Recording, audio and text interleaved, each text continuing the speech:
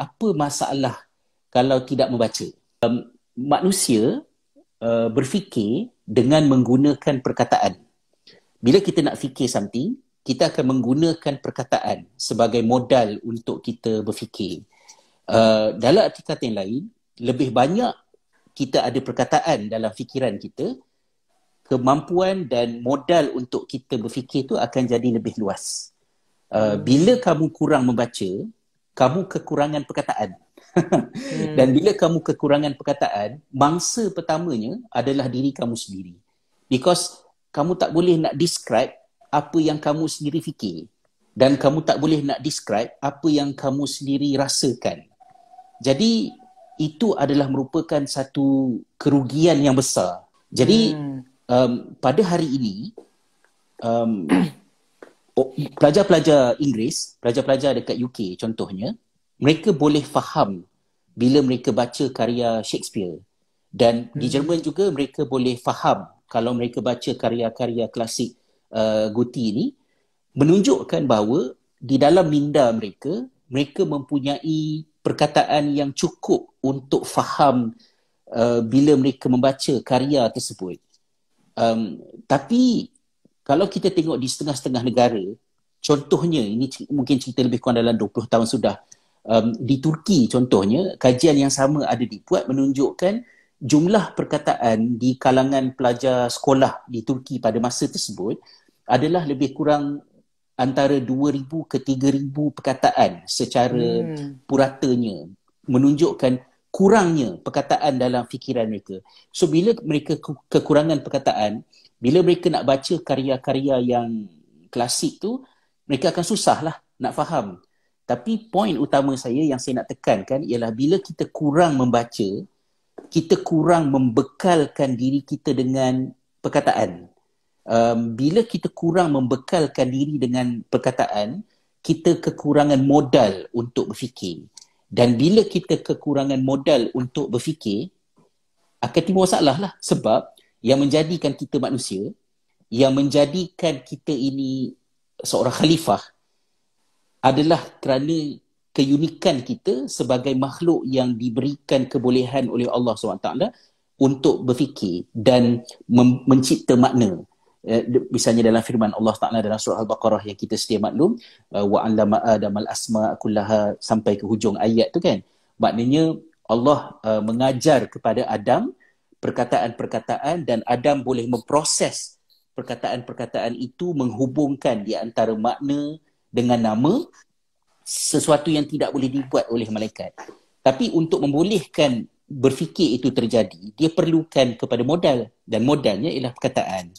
Jadi kalau kita kurang membaca, kita kekurangan modal, jadi kita mempunyai tahap pemikiran yang rendah. Dan kesan-kesan dia, kita tak payah cerita lah, payah nak kerja ke, tak boleh baca Shakespeare ke, tak boleh baca yang itu, cukup dalam rutin kehidupan biasa. Contohnya, kalau kita kekurangan perkataan, kita akan menghadapi masalah macam macam kawan kita tadi tu. Masalah pertama dia ialah dia rasa something, dia fikir something, tapi dia tak boleh describe apa yang dia fikir dan dia rasa. So you can imagine betapa kecewanya diri dia sendiri sebab dia tidak dapat membantu saya untuk faham apa yang dia fikir dan dia tanya, sebab dia tak boleh nak cerita. Kita tak boleh nak scan otak dia kan. So imagine kalau kita kahwin contohnya, kalau kita kekurangan perkataan, kita kekurangan modal untuk nak bergaduh. Sebab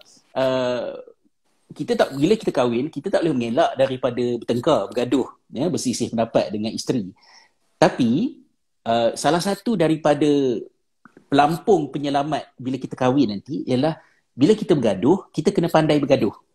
Ya? Dan kepandaian bergaduh itu salah satunya adalah bermodalkan perkataan-perkataan. So kita boleh hujah balik, isteri kita cakap macam ni, suami jawab, suami cakap macam ni, isteri jawab. Tapi kalau kita kekurangan perkataan, kita baru, itulah awak lah yang salah, awak lah punya pasal. Tak, awak lah yang salah, awak yang mulakan dulu.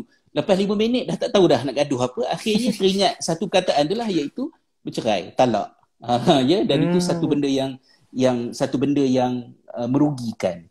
Jadi saya fikir benda ni memang dah lama lah. Soalan orang tanya kepentingan membaca ni masa anak-anak kecil-kecil sikit lagi lah, lebih kurang dalam macam anak yang sulung masa tu umur 10 tahun, 11 tahun, lebih kurang dalam umur macam tu, saya selalu bersoal jawab dengan dia. Masa tu dalam kereta dekat radio ada dimainkan lagu Bruno Mars. Tajuk dia Talking to the Moon. Jadi saya tanyalah kepada anak saya, okay, Talking to the Moon tu macam mana kamu translate, kamu terjemah? Dia kata bercakap dengan bulan, kan? Saya kata okey lah, acceptable lah bercakap dengan bulan. Tapi ada tak cara terjemahan lain yang lebih cantik ke contohnya? Dia kata apa lagi kan, Talking to the Moon, cakap dengan bulan. Jadi saya kata kalau Abi akan terjemahkan mungkin dalam satu ungkapan yang mungkin lebih indah.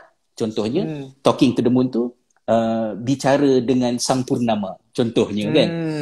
Jadi dia kata alah sama je makna, apa beza? Saya kata tak sama, sebab ayat yang pertama tadi tak cantik, walaupun faham makna dia, tapi dia tak cantik. So kamu imagine kalau kamu nak bercinta dengan awek kamu satu hari nanti, kan, kamu ada girlfriend nanti, macam mana kamu nak memuji girlfriend kamu?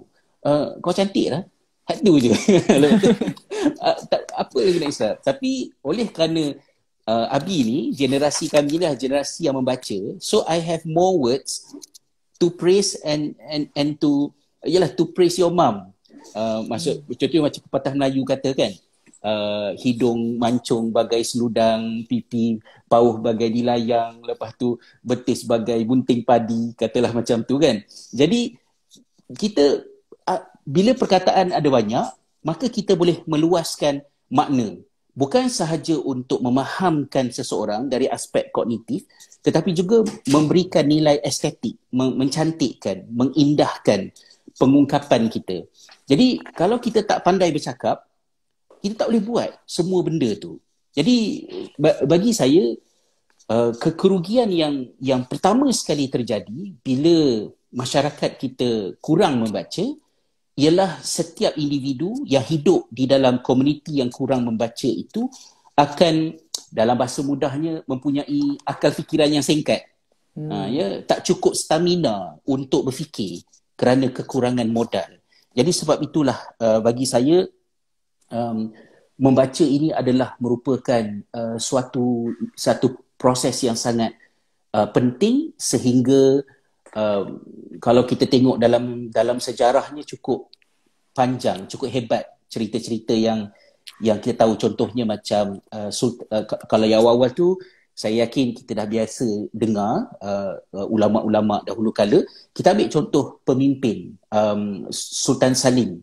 Sultan Salim adalah pemerintah Daulah Osmaniyah yang telah membuka Palestin, bumi Syam dan juga Mesir, kan, pada abad yang ke-16. Jadi Sultan Salim ketika membawa gerombolan tenteranya untuk pergi ke Syam, membebaskan Syam daripada pemerintahan Mamluki yang menganiaya mereka pada masa tersebut, Sultan Salim ini terkenal sebagai sultan yang prihatin dengan membaca.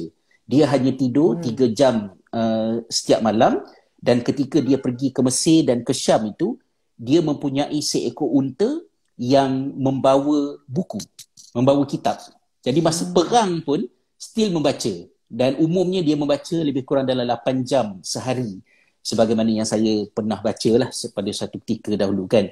Jadi itu adalah mungkin respon awal terhadap kenapa membaca itu penting.